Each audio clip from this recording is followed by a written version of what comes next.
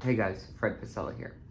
One thing I want to talk about today specifically is the letters and notices that a lot of taxpayers and business owners are getting and how they're inconsistent with what they've actually filed or what they've paid. So pretty much what's going on the back end right now with the IRS is they are severely understaffed, and most likely they're going to stay understaffed. They don't have the most advanced technology systems.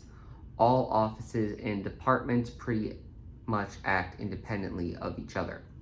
And even puts a layer on top of that.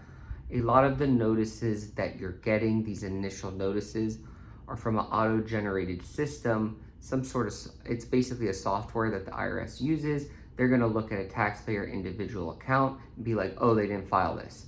Oh, they didn't pay this penalty. They did not file this payroll form, and automatically send it.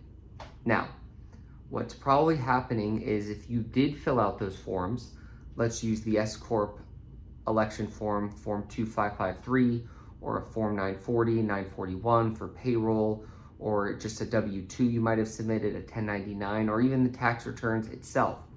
If those for some reason are being manually reviewed, which a lot of them other than the tax returns normally are, because they're going to be mailed in or faxed, your account on file with the IRS has probably not been updated yet, because the manual updates is an actual agent reviewing it, making sure it's in compliant and adding it to the system.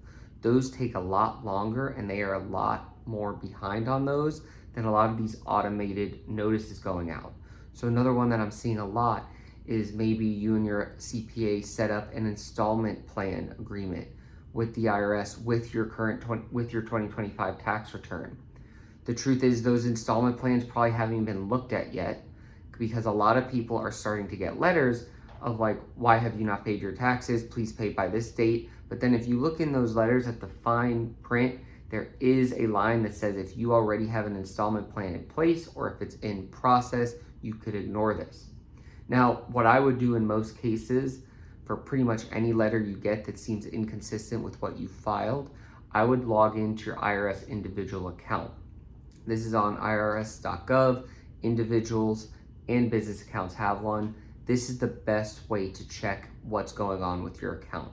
It's actually a pretty easy process. They use a system called ID Me.